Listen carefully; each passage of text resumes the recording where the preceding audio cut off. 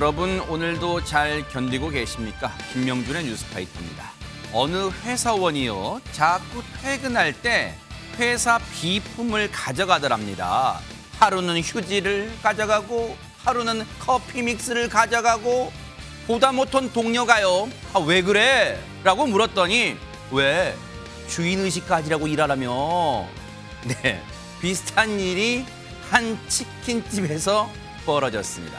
복날에도 치킨 주문이 없어서 사장이 확인해 보니까요. 종업원이 자기 마음대로 고객의 주문을 취소하고 있더랍니다. 그런데 그 이유가 더 황당한데요. 그게 뭐냐고요? 9월 6일 수요일 김명준의 뉴스파이터에서 잠시 뒤에 알려드리도록 하겠습니다.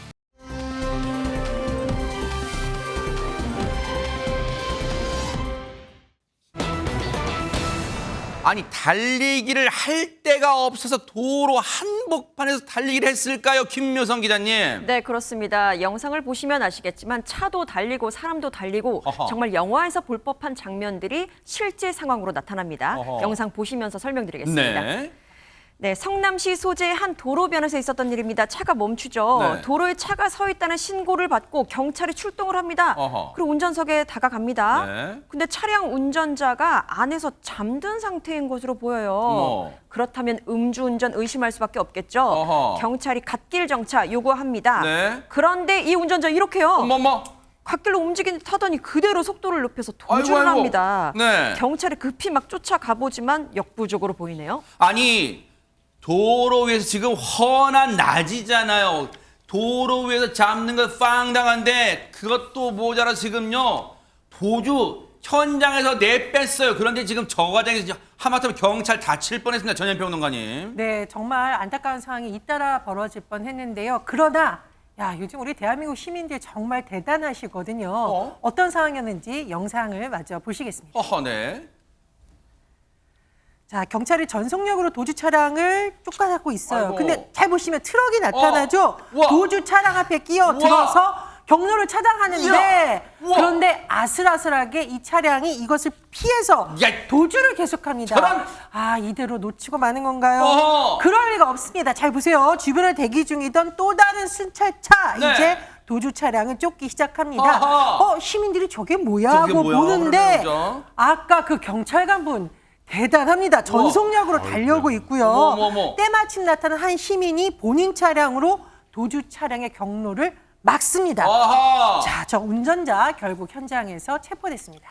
이야, 진짜 저 영상 속에서 백선 보면서 경찰분 달려오는 거 보면 이를 악물고 그냥 너 오늘 너 오늘 임자 만났어 이런 겁니다, 진짜. 그럼요. 저 임자 만난 거죠. 네. 끝까지 추격해서 결국은 본인 혼자 힘은 아니고 또 많은 시민의 그러니까요. 도움을 얻어서 저 사람을 잡게 됐는데 저건 지난 6월 24일 성남시 한 도로에서 있었던 일입니다. 어허. 도로 한가운데 차가 그냥 가만히 서 있다고 신고가 들어온 거예요. 네. 그럼 보통은 차에서 사람이 있는데 도로 한편에 가만히 서 있으면 대부분 뭘까요? 음주운전인 경우가 음주운전. 많죠. 그러니까 음주운전을 의심하고 우측에 차량 대세요라고 경찰이 손짓을 하니까 우측으로 가는 척하다가 그리고 이제 그냥 내뺀 거예요. 아하. 그때 첫 번째 아까 트럭 운전사분이 1차선에서 훅 날라와서 차량을 한번 가로막았죠. 네. 근데 그걸 또 피해서 이제 다시 도망가잖아요. 아하. 이제 그 과정에서 이제 보통 이런 상황에서 어떻게 하냐면 경찰 내부에 이제 이 통신 등을 통해서 예상 도주로를 차단합니다. 그러니까 갑자기 난데없이 저 순찰차가 튀어나오는 거예요. 그렇군요. 도망가면 이리로 나온다라는 아하. 거죠. 근데 그걸 또 도망가잖아요. 지금 네. 이제 저 경찰분을 계속 쫓아가고 네. 그리고 마지막에 또 한 시민이 지금 저기서 가려고 하는 저 차량을 앞에서 가로막아서 결국 저 해당 차량 운전자를 잡는데 성공합니다. 야, 진짜 그야말로 삼각 공조의 경찰분, 트럭 운전자분, 승용차 운전자분 삼각 공조로 딱 퇴로를 막은 거예요. 그런데 손정혜 변호사님, 저 파렴치한 현장에서 내뺐던 저 파렴치한 운전자 대체 얼마나 펌하셨길래 훤한 대낮에 저기 차 안에 자고 있어요, 진짜. 네, 예상한 바대로 만취 상태였습니다. 혈중 알코올 농도가 0.179.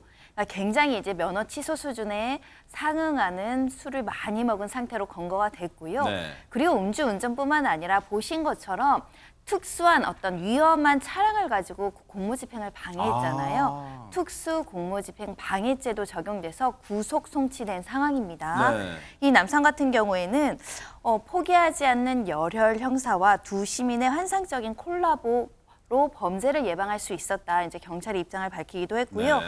이 음주 차량 검거에 시민들이 도와주셨는데 이 도움 주신 분들 굉장히 감사하다. 경찰이 입장을 밝히고 있는데 그러니까요. 본인의 안전도 사실은 시민들이 지켜준 거다라고 맞아요. 보셔야 될 것 같습니다. 그렇죠.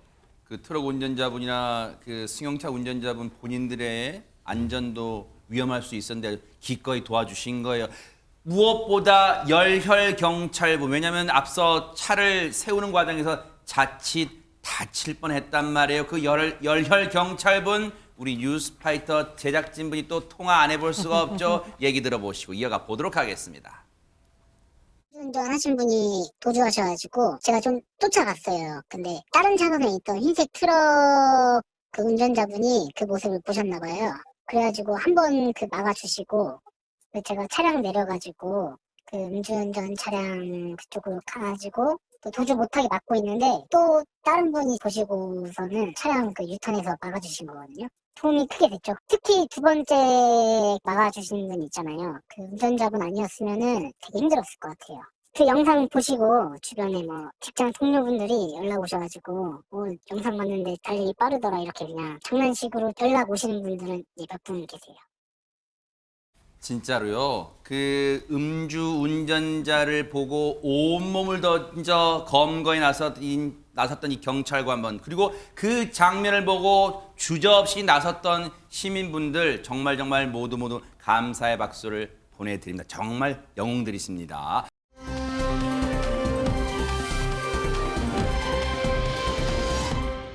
자, 그런가 하면 이 앞서는 달리기, 이번엔 숨바꼭질이랍니다. 김묘성 기자님. 네, 맞습니다. 한밤중에 고난도 숨바꼭질의 골목에서 펼쳐집니다. 고난도요? 그렇습니다. 찾기 어려웠어요. 어허. 영상 준비됐는데 함께 보시죠.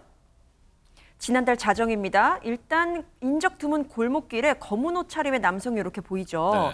그런데 이 남성이요, 갑자기 건물 구석에 몸을 넣고 숨습니다. 뭐예요, 촉에 하나 그거? 슬쩍 앉아요. 어허. 수상한 건 남성을 찾고 있는 술래가 누구냐? 바로 경찰이라는 겁니다. 아하. 이 남성 왜 숨은 걸까요? 아니 근데 뭔지 몰라도 처음엔 저는 그냥 뭔가 신뢰하려고 잠깐 숨은 줄 알았더니 으슥한데 그게 아닌 거. 경찰이 출동한 거 보니까 김묘성 기자님 뭔가 저 캥기는 구석이 있는 것 같아요. 그러니까요. 시간을 좀 되돌려 보겠습니다. 신고가 있었습니다. 바로 어허. 112에 한 신고가 접수됐는데요. 네. 범인에 대한 정보가 무엇이냐? 위아래 검은 옷을 입고 있다. 요것뿐이었어요. 경찰은 그렇다면 남성을 찾았을까? 영상으로 마저 확인해 보시죠. 아, 이게 어두워서 잘 안 보일 텐데요. 그러니까요. 이 남성이요, 방금 전에 혼자 사는 여성의 집에 들어갔다가 아이고! 도망쳐 나오는 길이었습니다. 이런 몹쓸! 여성의 신고를 받고 출동한 경찰, 네. 한 골목에서 경찰차를 보고 몸을 숨기는 하하. 남성 발견합니다. 네. 당연히 수상하죠. 경찰차를 보고 왜 숨지?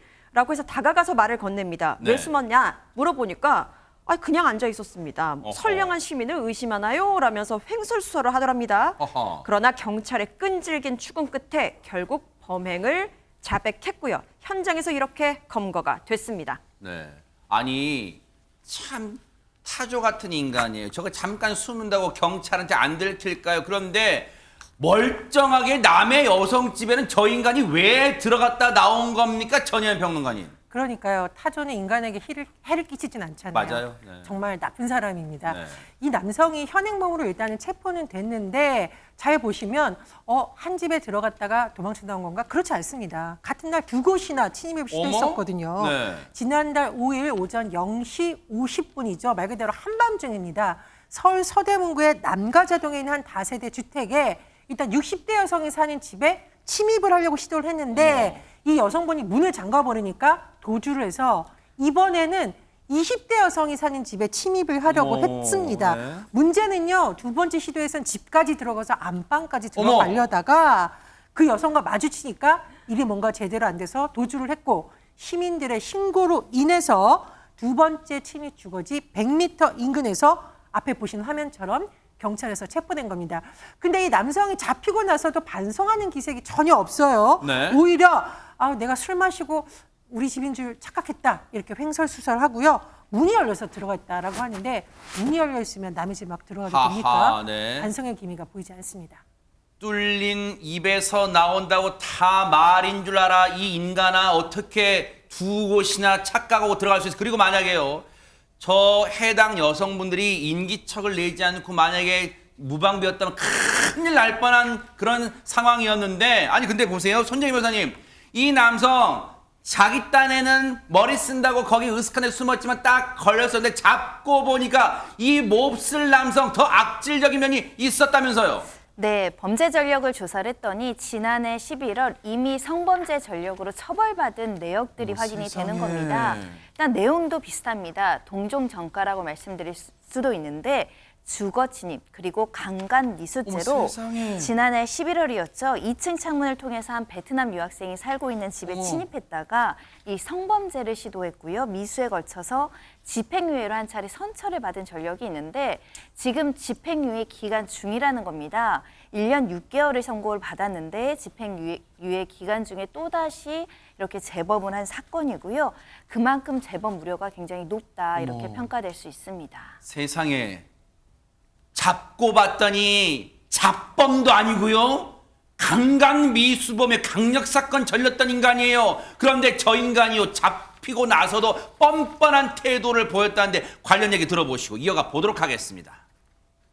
1층인데 그 가게가 인테리어 이런 가게예요. 근데 인테리어 같은 건 이제 앞에다 장식을 해놓으니 야간에 업무가 끝나고 갈 때는 그 파란색 비닐 같은 거 비 안 맞게 쳐놓고 가요. 그 옆에 숨어 있었죠. 그래서 나중에 이제 자기가 이제 시인을 하고 강간 목적이었냐고 물어보니까 그것은 또 아니라고 부인을 하더라고요. 아니 자기는 아니라고, 자기는 친구들하고 술 마시고 집에 가려고 했다 이런 식으로만 얘기하더라고요. 내가 추측을 할 텐데는 여자 혼자 사는 집만 골라서 들어갔다는 것은 이 친구가 이쪽에 지리감을 잘 안다는 거 볼 수 있다고 추정을 해요. 그리고 또 이 심야에 여자 혼자 사는 집에 들어갔다는 것은 그 무슨 다른 목적이 있다고 생각을 해요. 그러니까 경찰 얘기대로 뭔가 다른 목적, 정말 음흉하고 나쁜 목적, 그리고 저곳의 지리를 상대적으로 잘 알고 있다고 추정할 수 있잖아요. 그런데 무엇보다 정말 분노가 치미는 게요, 백성문 변호사님. 네. 지난해 11월에 이미 강간 미수죄를 저질렀는데 왜 집행유예를 받은 거예요? 그러니까 실행의 착수에 들어갔지만 성공을 하지 못했기 때문에 미수의 경우에는 뭐 그 전에 동일한 유사 전력이 있지 않으면 집행유예가 종종 선고되기도 합니다. 그래요? 그런데 이제 이 남성 아까 그랬잖아요. 아, 우리 집인 줄 알고 잘못 들어갔다. 네. 근데 왜 숨어요? 그러니까요. 자기 집인 줄 알고 잘못 들어갔으면 죄송하다 그러면 되지. 허허. 일단 거기서부터 저 남성의 얘기에는 신빙성이 없는 것이고, 아. 그리고 이번 사건을 좀 보시면 아시겠지만 60대 여성이 사는 집, 20대 여성이 사는 집에 들어갔다가 뭐 물건을 훔치거나 추가 범행을 하진 않았어요. 아하. 그럼 일단은 단순 주거침입죄입니다. 네. 근데 주거침입이지만 누가 봐도 다른 목적이 있다고 의심이 되죠. 아. 그리고 저 지역에 과거에 살았어서 일단 지리감도 좀 있고, 아하. 그리고 혼자 사는 여성의 집만 노렸고, 아하. 그럼 대부분 딱 하고 나오는 게 성범죄 목적이라고 의심이 되죠. 아. 이제 그런 부분이 어느 정도 의심이 되기 때문에 일단 경찰에서는 일단 두 건의 주거침입에도 불구하고 구속영장을 신청을 했고, 네. 검찰도 청구를 해서 영장이 발부가 됐습니다. 아하. 그래서 검찰에 구속 송치됐는데요. 이제 앞으로 중요한 거, 저 여성들의 집에 왜 들어갔는지, 정확한 범행 목적, 그리고 계획 범인지 여부, 이 부분을 정확하게 파악해야 될 것 같습니다. 그리고 차제에 혹시라도 저 주변 일대 아니면 인근 지역이라도 혹시 불미스러운 이런 피해를 당하신 사례, 이 여죄가 있는지도 반드시 밝혀내야 될 것 같습니다. 어리처럼 몹쓸 짓을 해요. 따끔한 맛을 좀 보기 바랍니다.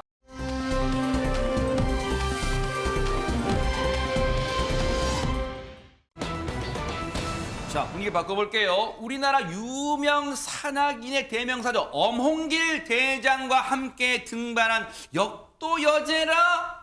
과연 누굴까요? 한번 영상으로 만나보시고 이어가 보도록 하겠습니다.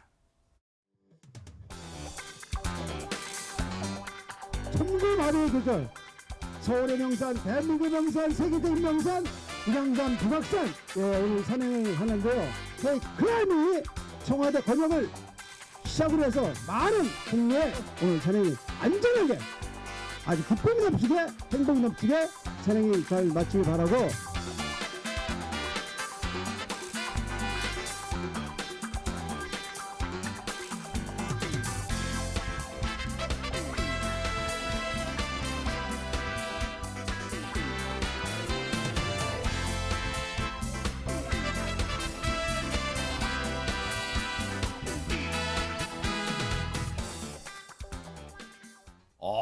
어몽길 대장님이요 우렁참담 청고마백에 북강센트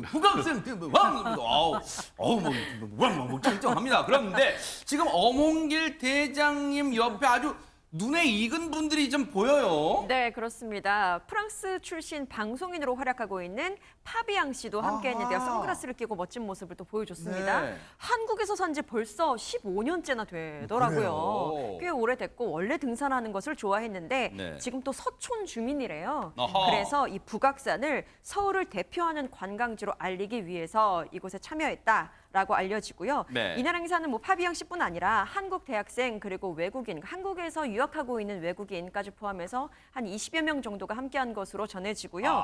그리고 등산 큐레이터라고 불리는 이원창 씨의 해설도 있었는데 아하. 내용을 보니까 기존에도 한양도성, 순성길, 북악산 구간은 있긴 있었지만 지난해 이곳을 개방하면서 청와대 경복궁을 훨씬 더 가까이 볼 수 있게 됐다라는 아하. 설명이 또 곁들여졌습니다. 야, 우리 장미란 또 문화체육관광부 제2차관이 어몽길 대장과 또 저 유명하신 분들하고 같이 올랐는데 아니 근데 시청자분들이요 백승호 네. 변호사님 그런 생각하실 거 아니 등산 이게 문화체육관광부 2차관과 무슨 관련이 있나 하실 것 같아요. 관련이 있죠. 어허. 그리고 저 등산로가 그냥 예전에 아무나 다닐 수 있었던 등산로가 아닙니다.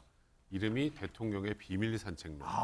비밀 산책로라는 건 그동안 대중들한테 공개되지 않았다는 뜻이겠죠. 아하. 근데 지난 이제 5월에 윤석열 대통령이 그 용산으로 옮기면서 청와대를 개방을 하면서 저 코스도 이제 일반이 들어갈 수 있는 거예요. 그러니까 지금 보시면 저 코스가 70에서 백악정에서 청와대 전망대, 거기서 청운대까지 이렇게 넘어가는 그런 코스인데, 네. 그러니까 일단은 말씀드렸던 것처럼 작년 5월 전까지 일반인의 출입이 금지됐던 곳입니다. 네네. 그리고 이제 저 코스의 백미는 아까 보셨던 저 청와대 저 전망대인데요. 아하. 저희 가면 정말 서울의 절경이 다 보인다고 그래요? 합니다. 남산타워까지. 오. 앞에 뭐 청와대, 경복궁, 광화문, 남산타워까지 전부 다 보인다고 하는데 저 코스를 걸으면서 또 서울의 절경을 함께 즐긴 겁니다. 야, 조금 지금 저희가 이제 보여드립니다만 군데군데 있는 철조망 그리고 뭔가 이 회색빛의 건물 이게 예전에 을신연스럽고 뭔가 비밀스럽고 뭔가 좀 삼엄했던 그런 분위기가 물씬 풍겨요. 그런데 장미란 차관이요. 역도 여대 출신이어서 글쎄 이제 역도만 잘한 줄 알았더니 이 등산하는 모습 좀 이채롭습니다. 관련 얘기 좀 들어보시고 이어가 보도록 하겠습니다. 저도 사실 그 선수 시절에 태릉 선수촌에서 불암산만 다니다가 이렇게 정말 너무 매력적인 곳에 또 많은 분들이 또 방문해 주셨으면 하는 곳에 와서 너무 기대가 크고요. 우리나라의 매력을 우리나라 국민들이 알아야 외국인들도 매력을 크게 느낄 수 있다고 생각을 합니다. 우리 오늘 K 클라이밍을 시작으로 더 다양한 방면에서 많은 분들이 우리나라에 대한 호감을 가지고 더 많은 분들이 방문하고 사랑할 수 있도록 더 열심히 노력하겠습니다. 역도여제 장미란 차관도 그동안 많이 다녔던 산은 불암산이래요. 불암산의 형제인가요? 북악산을 이번에 간 건데 근데 이번에요. 전현평론가님 아까 이 팻말 든 거 보니까 K 클라이밍 이런 표현이 나와요. 네, 그렇습니다. 뭔가 한국을 대표하는 K라는 의미가 클라이밍, 등산이 합해져서 아마 많은 외국인들에게 한국의 산을 오르는 것도 굉장히 어떤 히트 상품이 될 것이다. 이런 의미를 담고 있는 거죠. 사실 우리가 이제 요즘 김밥 해외 열풍하면서 K푸드 맞아요. 열풍, 또 화장품, K뷰티, 무엇보다 K팝 했는데 이 K클라이밍을 강조하게 된 좀 배경이 있습니다. 정부에서 최근에 청와대 개방과 더불어서 인근 산도 이렇게 함께 갈 수 있도록 여러 가지 개방을 하고 있는데 네.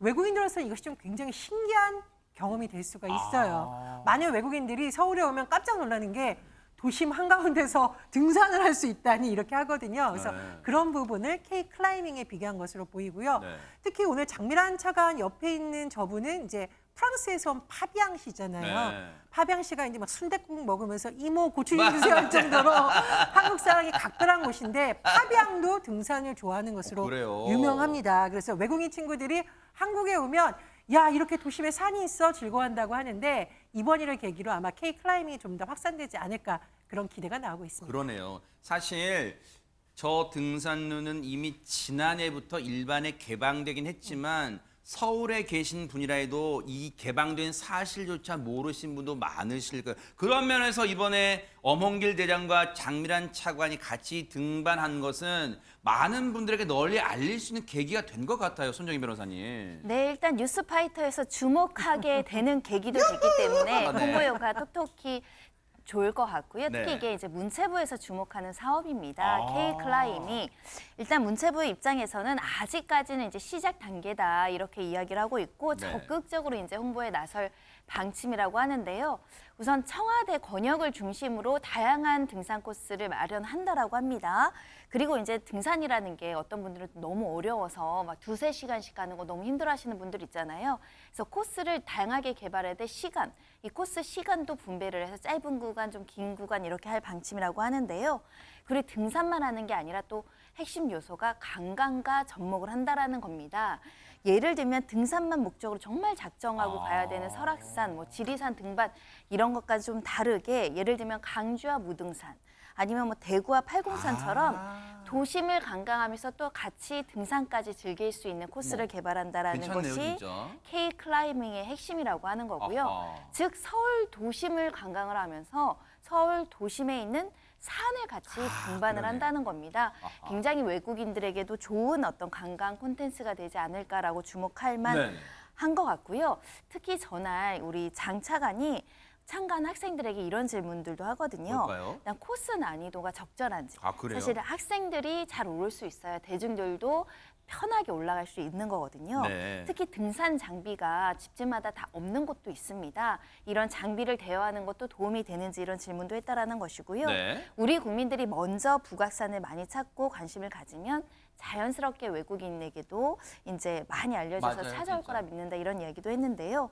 특히 이제 부족한 편의시설도 지적해달라고 해서 혹시 북악산을 다니시는 분들은 문체부에 이런 편의시설 뭐 건의도 많이 해주셨으면 그러니까요. 좋겠습니다. 맞아요. 북악산을 우리 대한민국 분들이 먼저 잘 알아야지 외국 분들이 북악산 가보셨어요? 할 때 이런 산이에요. 이 소개할 수 있잖아요. 그런데 백성문 변호사님, 네. 요즘 부쩍 언론에서 장미란 차관 행보를 많이 전하게 되는데 요건 어떻게 봐야 되는 거예요? 일단 장미란 차관 같은 경우는 우려도 좀 있었습니다. 아하. 그러니까 저는 이렇게 얘기하고 싶네요. 나는 체육부 차관이 아니다. 그러니까 스포츠 스타 우리 역도 여제 국민적 영웅이지만 과연 문화, 체육, 관광부 차관으로 과연 적합한가에 대한 의문은 분명히 있었습니다. 아하. 그런데 최근 행보를 오늘 이 K 클라이밍과 관련해서도 결국 문화와 관광 쪽이죠. 그러네요. 그리고 또 본인의 그 장점을 살려서 K 스포츠, 그러니까 씨름 대회 출전 경험을 바탕으로 해서 K 씨름을 홍보하기도 했었고 또 얼마 전에 한국 방문회위원회 위원장 이부진 사장과도 만나지 않았습니까? 맞아요, 네. 그것도 역시 이제 한국 관광 홍보 목적이고 그리고 문화와 관련된 K컬처 팝업 개막식에도 참석을 했는데, 그러니까 제가 말씀드렸던 것처럼 나는 체육부 차관이 아닌 문화체육관광부 차관이라는 본인의 존재감을 확실히 보여주고 있기 때문에 네. 또 많은 언론에서 관심을 갖는 것 같습니다. 그러네요. 지금까지 행보는 참 뭐랄까요, 바람직하고 멋진 게 자신이 그 자리가 제2차관 자리에 간 거 유명세를 힘입고 갔다는 게 아니라 가서도 정말 그런 오해를 불식시키기 위해서 열심히 노력하는 모습 보여주고 있어서 많은 응원을 받는 것 같습니다. 앞으로의 행보도 기대를 해보도록 하겠습니다.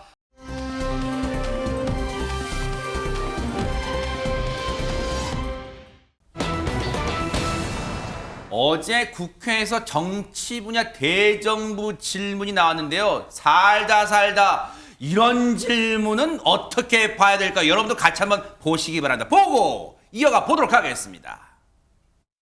그래요. 잼버리 그 어려운 현장에서 화장실 청소까지 하시던 장면이 인상 깊게 남아 있는데, 하버드를 나왔다고 얘기를 하셨는데 스카우트 대원에게 어느 나라에서 온 스카우트 대원이었습니까? 예, 그거는 정말 너무 잘못 전달이 된 건데요. 제가 거기에 현장 점검을 가가지고 거기에 돌아다니는 우리 스카우트 대원들하고는 중간중간에 계속 대화를 했습니다. 그런데 그중에 이 셔츠에다가 하버드라는 그 셔츠를 입고 있어요. 그래서 제가 반가워서. 반가워서 아이 너 하버드 나왔냐? 나도 거기 나왔고 동창이구나. 이제 이런 얘기를 한 거죠. 그랬더니 그게 뭐 아주 이상하게 무슨 하버드 나온 거를 자랑하려고 했다. 아니 뭐 자랑하려고 하면 걔한테 자랑을 하겠습니까? 그거는 정말 좀 잘못 전달된 것 같습니다. 굳이 거기서 학교 동창을 발견하신 반가움이 국민들께서 어떻게 이해하셨을지 설명이 되셨을까 모르겠습니다. 일단 국회 정치 분야 대정부 질문인데 이런 질문이 나왔고 일단 한덕수 총리가 장황하게 당시 상황을 설명했어. 근데 여기까지만 들으시면 시청자분들이 아니 그러니까 알겠는데 대체 그때 무슨 일이 정확히 있었던 거야 궁금하시죠? 이 영상 보시고 이어가 보도록 하겠습니다.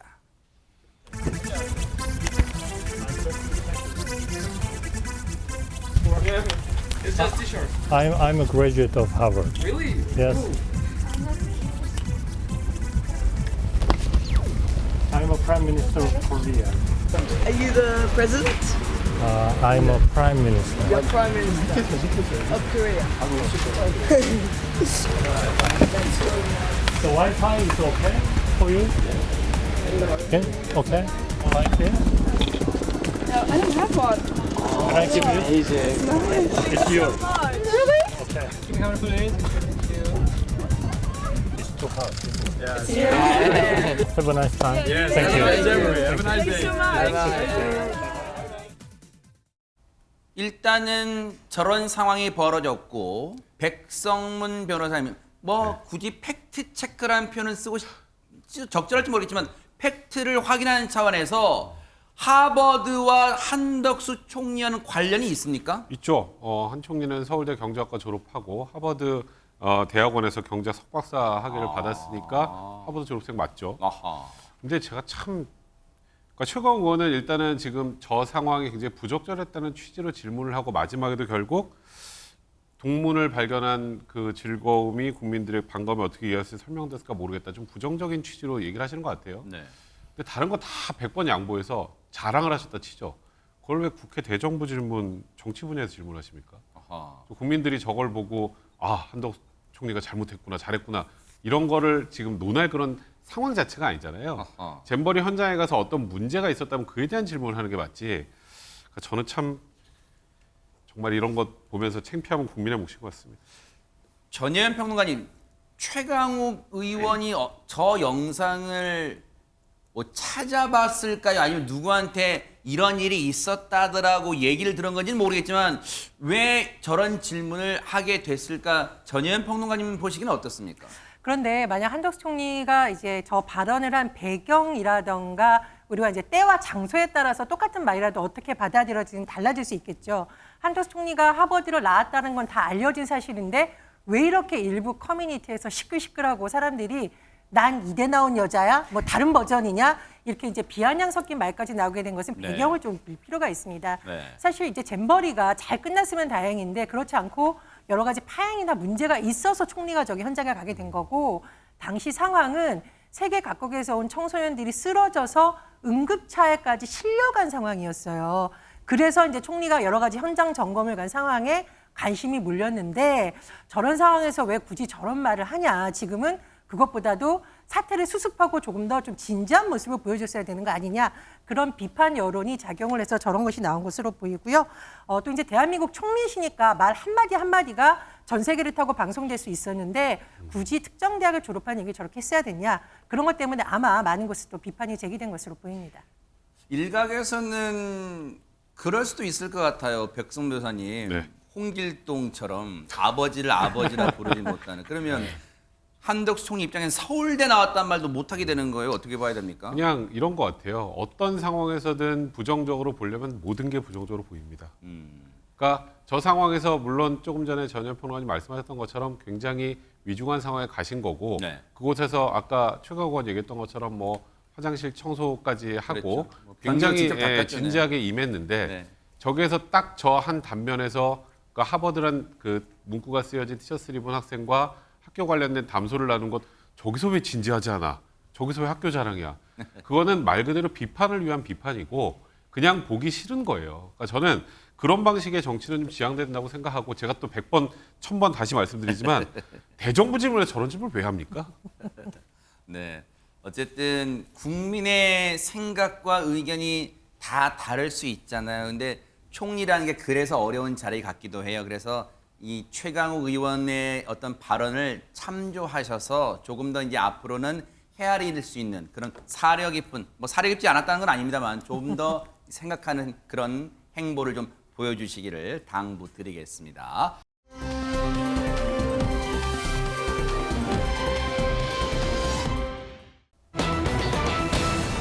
자, 한 사찰의 체험 신청이 있는데 그 경쟁이 대박. 우리가 그 피켓팅이라지 피켓팅 뭔가 그걸 예약하는데 막 광클도 해야 되고 정말 그 정도라는데 이게 레알입니까, 김묘성 기자님? 네, 레알입니다. 어머. 현실로 이어졌습니다. 지금 피켓팅 말씀하셨는데 오픈런 유행한다고 하잖아요. 어허. 그게 지금 사찰에까지 이어졌습니다. 그러니까요. 어떻게 벌어진 일이냐 보니까요. 지리산에 화엄사가 있거든요. 화엄사가 야간 사찰 탐방 프로그램을 만들었습니다. 어머. 그래서 여기 신청자를 받았죠. 오전 11시에 딱 오픈을 해서 선착순으로 사람을 받겠다라는 거였는데 오후 3시가 되고 마감이 됐어요. 어머? 조기에 다 매진, 그러니까 마감이 된 거죠. 아니 절밥을 먹고 싶어서 그렇게 다 마감하는 거예요? 그러게나 말입니다. 어허. 보니까요, 이 특별 편성 프로그램에 지도법사로 꽃스님으로 유명한 범정 스님이 함께한다라는 입소문이 퍼진 겁니다. 어머. 그래서 사람들이 많이 몰렸다고 합니다. 아니 꽃사슴도 아니고 꽃스님 대관절 무슨 얘기예요, 손정혜 변호사님? 네. 범정 스님이라고 하는데요. MZ세대 스님입니다. 어머. 93년생이니까 상대적으로 굉장히 젊은 스님이긴 하죠. 어머. 이분이 조금 많이 주목을 받게 된 어머, 세상 계기는 이분이에요? 네. 왜 꽃스님인지 제가 입으로 설명드리지 않겠습니다. 많은 주목을 받고 있는데요. 지금 SNS 구독자가 2만 명 이상이니까 인플루언서라고 말씀드릴 수 있을 것 같고요. 현재 해군 대위로 복무 중에 있고 어머. 특히 해군기지 안에 있는 해안사 주지 스님이라고 합니다. 본인도 대중들이랑 통하는 것을 좋아해서 SNS를 개설했는데 이미 팔로워가 엄청납니다. 아니 꽃스님인가요? 우리 백성문 변호사님 안경 벗으시면 거의 비슷하실 것 같다는 생각도. 왜 저를 놀리고 그러세요? 아니 진짜 진심 아마 시청자분도 많은 그런 생각 하실 것 제가 같은데. 정색하고 화내겠습니다. 네, 어쨌든 지금 꽃스님 범정 스님이라는 거예요. 근데 지금 이 SNS상에서 팔로워가 2만 명이 넘는데요. 그 인기를 실감하고 혹시 본인은 알고 있을까요? 얘기 들어보시고 이어가 보도록 하겠습니다. 젊고 네. 좀 이쁘장하게 생겨가지고 본인도 알고 계시는군요. 그럼요.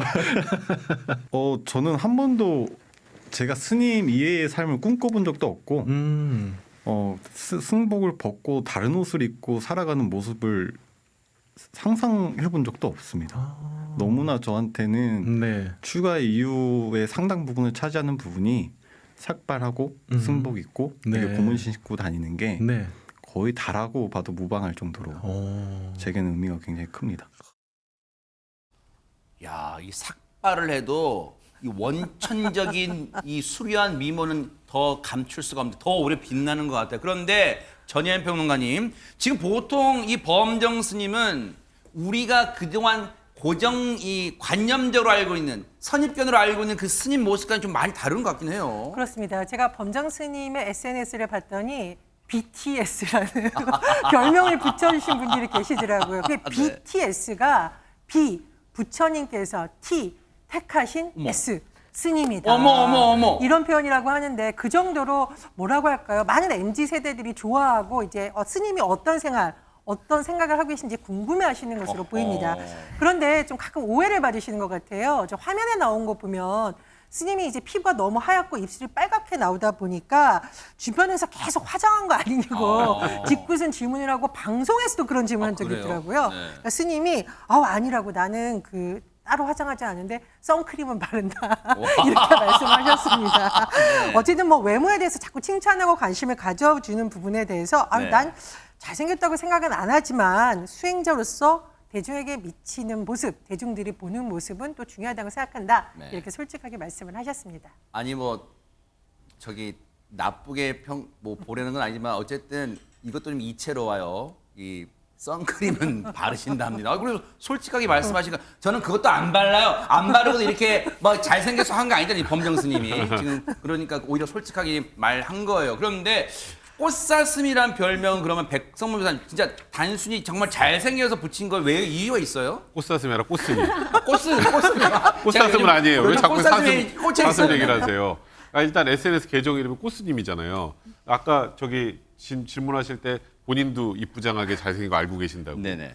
얼굴이 잘생겨서 꽃스님인가가 아니고, 그러니까 사실 꽃이라는 게 가만히 있어도 주변에 좋은 향을 주잖아요. 누군가에게. 그래서 수행에 꽃을 많이 비유하는 경우가 있는데, 그러니까 우리 사람은 뭐 향이 나진 않지만 뭐 좋은 태도나 습관 등 내가 수행을 잘하면 본인 주변에 있는 사람들에게 많은 좋은 영향을 줄 수 있다.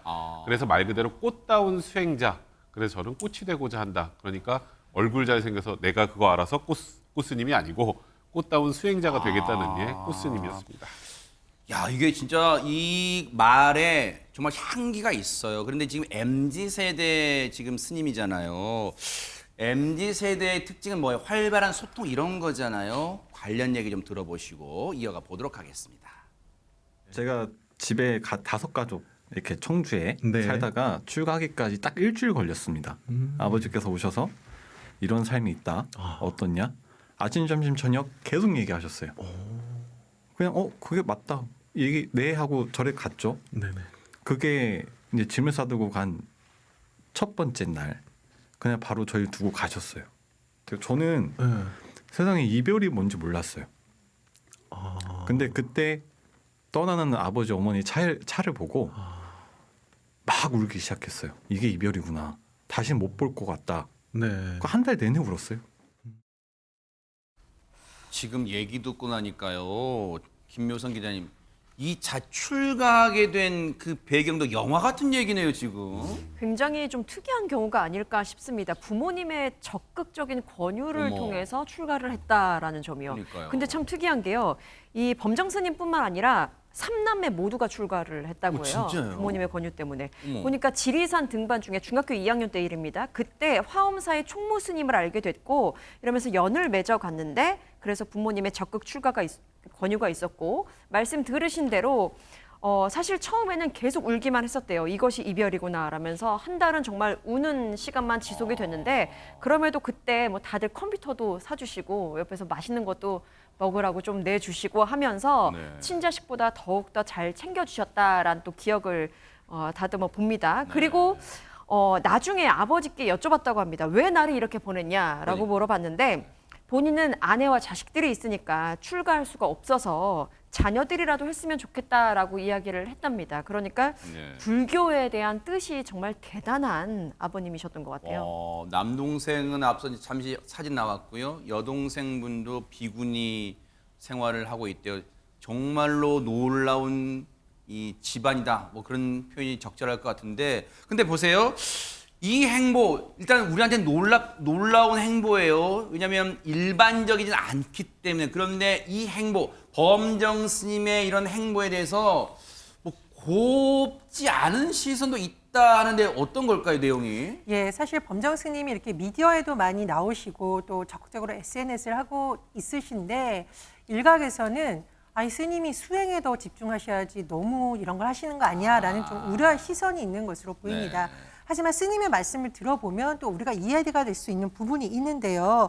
스님께서는 스님이라고 꼭 가만히 앉아서 참선만 하고 기도만 해야 또 스님이라고 할 수가 있느냐라고 오히려 반문하시면서 내가 생각하는 종교는 손만 뻗으면 닿을 수 있는 곳에 늘 머물러 있어야 하는 것이라고 생각한다라고 하셨습니다.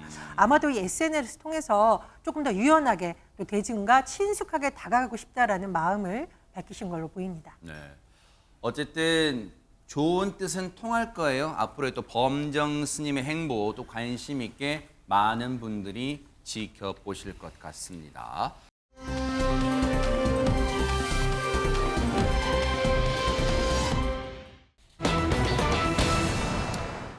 자기 개발서 책 제목 중에 이런 게 있다고 합니다. 하루를 일해도 사장처럼 일해라. 근데 진짜로 사장처럼 일한 직원이 있다고 합니다. 전현 평론가님. 그렇습니다. 본인을 사장이라고 생각하고 내 가게다 생각하고 열심히 일한 사례였으면 얼마나 좋겠습니다마는 완전히 반대 사례가 알려져서 논란이 되고 있습니다. 네. 본인을 치킨집 프랜차이즈 점주라고 밝힌 분이 글을 올렸는데요. 네. 들어보면 정말 기가 막힌 사연입니다. 뭘까요? 이 치킨집의 낮 시간에는 보통 이 아르바이트 학생이 있었는데 이상하게 너무 한가하고 주문이 없습니다. 특히나 치킨집의 대박 시즌이라고 할 수 있는 초복, 중복, 말복에도 너무 주문이 적은 거예요. 복날에 치킨 완전히 인기잖아요. 너무 이상해서 이 주인이, 그러니까 이 사장님이 배달할 수 있는 앱을 보고 화들짝 놀란 겁니다. 네. 주문이 안 들어온 게 아니라요. 네. 사장인 나도 모르는 사이에 들어온 주문이 취소가 돼 있는 사례가 수두룩하게 많이 발견된 겁니다. 아이고, 이게 백성문 변호사님, 네. 뭐 이게 이 복날 이런 데 맞아서 했다가 다른 집도 이게 돼가지고 또 급히 취소 그런 게 많았나 봐요. 근데 뭐 보통 뭐 배달 구역이 아닌 곳에서 오는 주문 같은 경우 취소하는 경우도 있고요. 네. 고객이 취소하는 경우도 있고 하겠지만 그렇게만 보기에는 너무 많았습니다. 어허. 그러니까 올해 1월부터 지금까지 취소된 건수가 총 957건입니다. 어머? 하루 평균 2-3건이죠. 어머. 그리고 금액으로 따지면 한 2,700만 원 어머, 정도가 세상에. 됩니다. 그리고 네. 가장 황당한 건 지난달 10일에 말복이었잖아요. 네. 그날 취소 건수가 아니라 취소 주문한 액수가 139만 원. 그러니까 51건이 하루에 취소가 됐던 것입니다. 그러니까 이거는 그냥 단순히 배달 구역이 아니어서 아니면 내가 조리하고 너무 바빠서라고 하기에는 너무너무 많았던 거죠. 아니 그러면 이거는 뭔가 이유가 있을 것 같아요. 이게 혹시 김묘성 기자님 아무리 기계라지만 혹시 시스템 오류, 뭐 배달 앱이 막 오류가 나고 그런 거 이게 왜 그럴까? 어떻게 이게 취소가 나올 수 있어요? 그래서 사장님은 일단 직원에게 어떻게 된 일이냐라면서 묻습니다. 네. 상황을 묻는데요. 직원은 이렇게 대답합니다. 뭐라고요? 자신이 화장실에 있어서 뭐 제대로 못 본 모양이다. 주문이 들어온 적이 아예 없었다. 혹은 손님이 주문하자마자 그냥 바로 취소를 한 것이다. 아니면은 배달 구역이 아니라서 거절을 했다라고 이야기를 합니다. 그런데 이 사장님과 직원 같은 경우는 좀 두 사람의 연이 좀 오래 있었나 봐요. 네. 그러다 보니까 일단 직원의 말을 믿고 그냥 넘어가기로 한 거죠. 네. 그런데 네. CCTV 영상을 확인하고 네. 충격을 금할 수 없었습니다. 어머. 영상에는 어떤 내용이 있었느냐? 네. 직원이 모바일 게임을 하다가 주문이 들어올 때 주문 취소 누른 거예요. 세상에 지금 저희가 시청자분이 뭘 들은 겁니까? 뭘 들은 거 이게 지금 레알입니까? 손정혜 변호사님. 네, 그 모습 영상으로 직접 보여드리겠습니다. 어머 세상에. 가게 CCTV들 있잖아요. 지금 포스기로 직원이 갔는데 배달앱 주문 관리 창을 엽니다. 그리고 마우스를 클릭해서요. 방금 뜨끈뜨끈한 주문을 취소해 버리는데요. 그러면서 이 직원 휴대전화로 게임하는 모습 또 담겨 있고요. 또다시 와서는 포장 박스를 들고 나와서 이번에도 망설임 없이 주문을 취소하는 직원 모습인데요. 네. 이 직원 사실은 게임에 몰두하고 있었습니다. 또 다른 날도 주문이 들어오니까 이렇게 주문 취소를 누릅니다. 지금 저 보세요. CCTV 보면 저 직원의 휴대전화에 게임 화면처럼 현란하게 막 화면 움직이는 거 보이시죠? 게임을 하느라 주문 주문 딱 들어오면 딱 취소를 누른다는 거에 세상에 본인 가게 아니라고 이런 막무가내로 무지막지한 행동해도 되는 거예요, 전현 평론가님. 그러니까요. 사실 이렇게 앱으로 들어오는 주문을 취소한 것도 나쁜 행동인데 알고 보니까 전화로 주문한 것도 직원이 마음대로 취소한 것으로 알게 되었다고 세상에. 합니다. 어떻게 알게 되었냐면은 인근에 있는 다른 가게 사장님이 이분한테 문자를 보낸 겁니다. 뭐라고요? 우리 가게 손님들이 전화해서요. 원래는 저쪽 가게 시켜 먹었는데 저쪽 가게가 쿠폰을 안 받는다고 하더라고요. 전화로는 쿠폰 안 받는다고 해서 이쪽으로 했거든요. 이런 말을 들은 겁니다.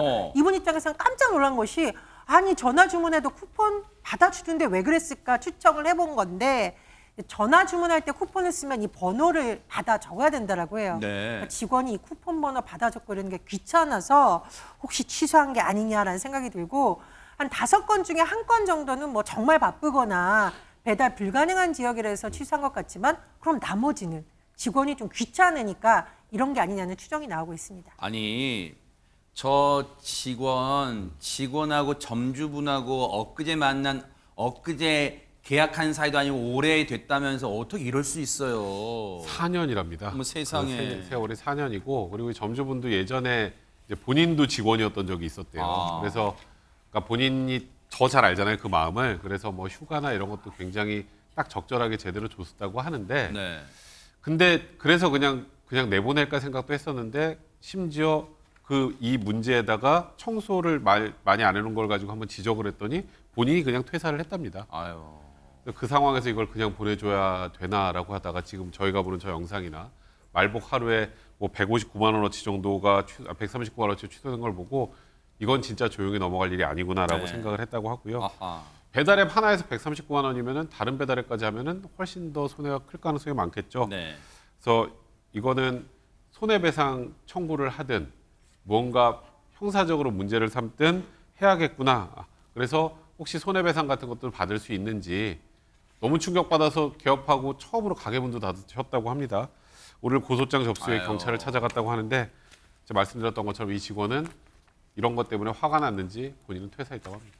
이건 그동안에 4년 동안 알고 지낸 이것 때문에 그냥 조용히 넘어갈 일은 아닌 것 같아요. 손정혜 변호사님. 네, 손해도 너무 크고요. 특히 이 직원은 본인이 어떤 악의적인 생각이 없다고 하더라도 점주에게는 큰 피해를 야기했고 그렇죠. 또 제대로 어떤 처벌이나 배상 조치가 없으면 다른 데 취직해서 또 같은 행위를 할 가능성이 있기 그럴 수 때문에 있어요, 네. 이게 얼마나 엄중한 문제인지를 알리기 위해서라도 수사와 또 배상 절차가 진행돼야 되지 않을까 생각이 들고요. 네. 우리 법에는 업무방해죄라는 게 있습니다. 업무방해죄 중에는 위계, 그러니까 남을 속여서 그 사람의 어떤 오인, 착각, 부지를 이용해서 어떤 정상적인 업무를 방해하는 경우에 이제 위계에 의한 업무방해죄가 성립한다 이렇게 보는데요. 적극적으로 거짓말은 안 했지만 주문이 안 들어왔구나 아니면 주문이 들어왔는데 그냥 저쪽에서 취소했구나 이런 오인과 착각으로 매출을 감소시켰잖아요. 이 업무방해죄가 성립하면 불법행위도 성립한다고 보셔야 될 것 같고요. 불법행위가 성립되면 그에 따르는 손해배상도 이 직원에게 배상 책임이 주어질 수 있습니다. 요즘은 세상이 바뀌어서 여러분 식당 가보시면 그 직원분들 등 뒤에 어떤 글귀가 써 있는 옷 같은 거 입고 있어요. 단체로 이 직원은 남의 집 귀한 자식입니다. 이렇게 써 있잖아요. 그러면요, 이 나쁜 짓 저질렀던 직원분요, 귀한 자식이면 귀한 대접받을 행동을 했어야죠. 반드시 이건 그냥 넘어갈 일이 아니에요. 따끔한 법의 처벌 받기를 눈 부릅뜨고 지켜보도록 하겠습니다.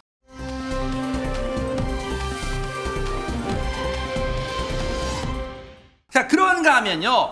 야, 스포츠 경기는 진짜 아차! 방심하는 순간 그냥 순위가 확 바뀌는 것 같아요. 김묘성 기자님. 네, 그렇습니다. 지난 3일 프랑스에서 열린 철인 3종 경기에서 아주 황당한 실수가 있었는데요. 덕분에 결과까지 뒤바뀌었습니다. 어허. 영상으로 함께 확인해 보시죠. 뭘까요, 네? 자전거 종목입니다. 앞서 나가고 있던 붉은색 유니폼 이 선수입니다. 네. 뒤따르던 선수를 이렇게 보더니 그대로 선두를 유지한 채 쭉 나아갑니다. 네. 그런데 어찌된 일인지 뒷선수예요. 2위로 달리던 선수는 자전거에서 내려서 다음 종목 준비합니다. 이때 자전거를 돌려서 다시 돌아와요. 이 붉은색 유니폼 선수가 네. 바퀴수를 헷갈리고 만 겁니다. 아하. 하지만 뭐 이미 선두 자리는 빼앗겼고요. 그리고 우승도 다른 선수가 차지하고 말았습니다.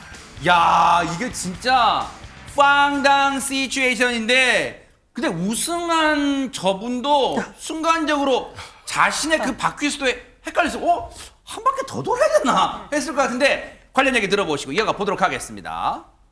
I was about to go down off my bike because I knew it was the last lap, and I heard Hayden shouting at me that we had still one more lap to go.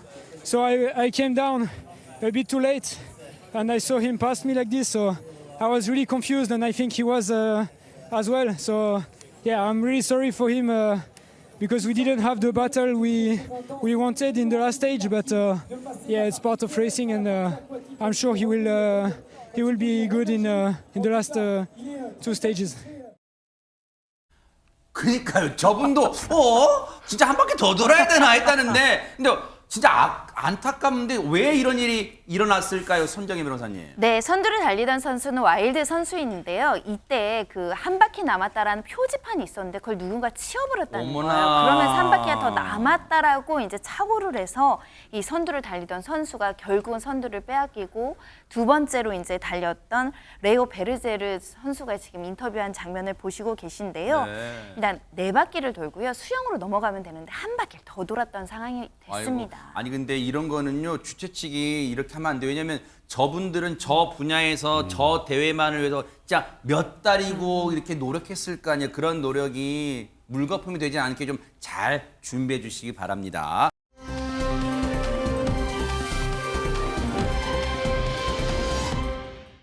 오늘의 클로징은요, 서울 서대문구에 사시는 라웅비 님이 사진과 함께 보내주셨습니다. 읽어드릴게요. 여름이 가는 게 아쉬워서 지난 주말 가족과 함께 가평 글램핑장에 마지막 물놀이를 다녀왔습니다.